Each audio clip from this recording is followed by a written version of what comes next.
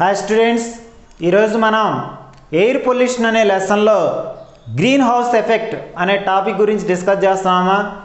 Last క్లాస్లో మనం acid rain గురించి డిస్కస్ చేసాం కదా. ఈరోజు మనం greenhouse effect or global warming. Global warming అంటే భూమి వేడెక్కడం అంటే ఏమిటి చూడండి. ఇక్కడ డెఫినేషన్ చూడండి. The process of increasing of temperature on the surface of earth due to blanketing effect of carbon dioxide, methane, ozone, fluorochlorocarbons and water vapour is called greenhouse effect or global warming. భూమి దేని చేత వేడెక్కబడుతుందంటే మనకి carbon dioxide gas చేత ముఖ్యంగా, తర్వాత water vapour, ozone, తర్వాత next వచ్చేలాగా methane and fluorochlorocarbons వీటి చేత భూమి వేడెక్కుతుంది. దీన్ని మనం global warming or greenhouse effect అనే పేరుతో పిలవడం జరుగుతున్నాం. చూడండి, మనకి ఎఫెక్ట్స్ ఆఫ్ గ్లోబల్ వార్మింగ్, భూమి వేడెక్కితే మనకు జరిగేటువంటి దుష్ప్రభావాలు ఏంటి చూడండి. మనకి ఏమేమి జరుగుతాయో చూడండి.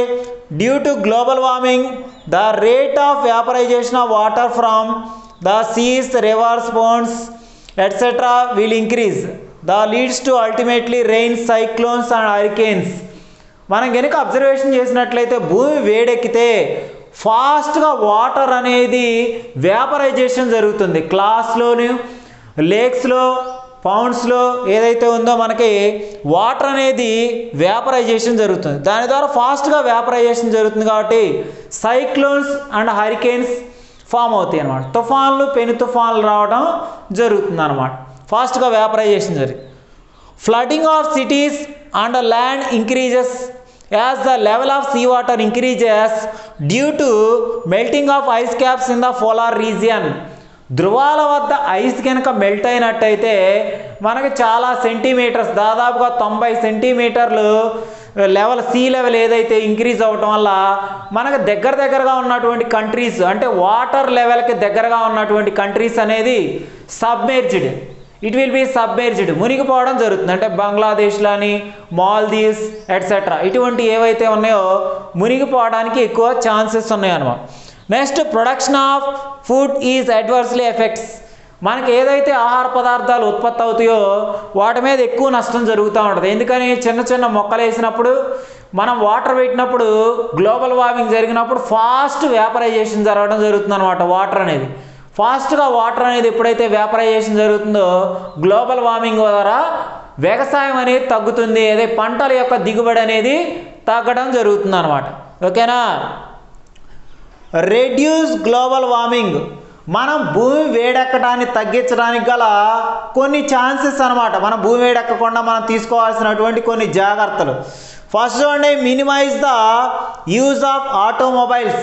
ఏవైతే ఉన్నాయో ఈరోజు మనం ఉపయోగించేటువంటి వెహికల్స్ ఏవైతే ఉన్నాయో వాటిని తగ్గించుకోవాలి. లేకపోతే మనం అడ్వాన్స్ టెక్నాలజీని ఉపయోగించి సోలార్ లేకపోతే సిఎన్జి గ్యాస్తో నడిచేటువంటి వెహికల్స్ని త్వరగా రోడ్డు మీదకి తీసుకురావడం ద్వారా మనం గ్లోబల్ వార్మింగ్ని తగ్గించవచ్చు. Avoid burning of fossil fuels. ఈరోజు మనం వెహికల్స్ ఉపయోగించేటువంటి పెట్రోల్ కానీ, డీజిల్ కానీ, కిరోసిన్ కానీ ఇటువంటి వాటిని త్వరగా మనం బ్యాన్ చేయాలి. లేకపోతే గ్లోబల్ వార్మింగ్ అనేది పెరగడం ద్వారా టెంపరేచర్ అనేది ఈరోజు 46 to 48 degrees టెంపరేచర్ని చూస్తున్నాం.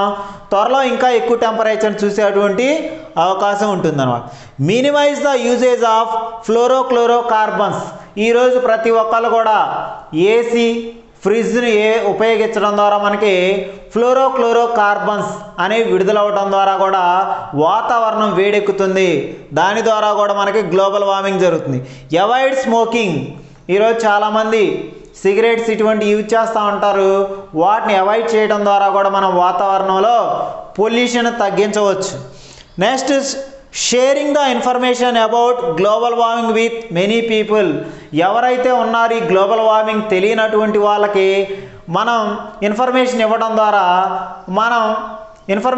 ద్వారా గ్లోబల్ వార్మింగ్ని మనం తగ్గించవచ్చు. తెలియనోడికి మనం చెప్పాలన్నమాట, ఇట్లా గ్లోబల్ వార్మింగ్ జరుగుతుంది, మనం ఇవన్నీ కొత్త టెక్నాలజీని ఉపయోగించి వీటిని ఏదైతే ఫాసిల్ ఫ్యూయల్స్ని బ్యాన్ చేసి ఫ్యూచర్లో సోలార్ కుక్కర్స్ కానీ, సోలార్ కార్స్ ఏవైతే సోలార్ ప్యానల్స్ ఉపయోగించి కరెంట్ ఉత్పత్తి చేసుకోవడం, ఇటువంటి వాటి ద్వారా మనం పొల్యూషన్ ప్రివెన్షన్. అసలు పూర్తిగా మనం గ్లోబల్ వార్మింగ్ తగ్గించాలి అంటే ప్రస్తుతానికి మనకున్నటువంటి సింకులు కనుక చూసుకున్నట్టయితే పొల్యూషన్ తగ్గించే ట్రీస్, మనం బాగా చెట్లు పెంచాలి. చెట్లు కనుక బాగా పెంచినట్లయితే కార్బన్ డైఆక్సైడ్ అనేది తగ్గుతుంది. ఈరోజు మనం చూస్తున్నాం అనేక డిసీజెస్లకి హాస్పిటల్ ఆక్సిజన్ తీసుకోవాల్సి వస్తుంది అనమాట. అందువల్ల మనం చెట్లు బాగా పెంచాలి.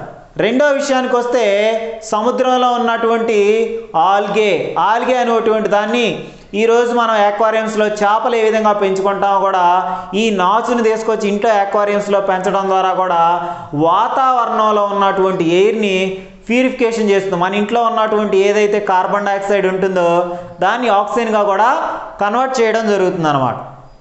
అప్పుడు మనకి వాతావరణంలో కార్బన్ డైఆక్సైడ్ ఆక్సిజన్గా కన్వర్ట్ అవుతుంది. చూడండి, అసలు భూమి వేడెక్కడం ద్వారా భూమి ఎందుకు వేడెక్కుతుంది? వాతావరణంలోకి అనేక రకాల వాయువులు విడుదలవ్వడం ద్వారా.